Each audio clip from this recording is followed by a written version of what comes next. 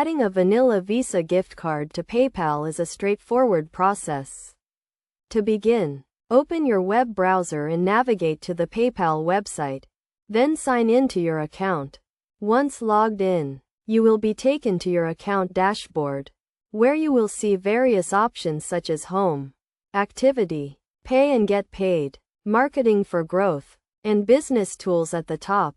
To add your vanilla Visa card, click on the Pay and Get Paid button. Within this section, you will find several options, including Wallet, Invoicing, Make Payments, and Accept Payments. To add your card, click on Banks and Cards under the Wallet section, which will open a new window with two options: Banks and Link a New Card. Since you are adding a gift card, select Link a New Card. You will then be prompted to enter your card number. Select the card type from the drop-down menu. Input the expiry date, and provide the security code if available.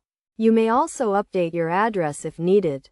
Finally, click the Link Card button to complete the process, and your vanilla Visa gift card will be added to your PayPal account.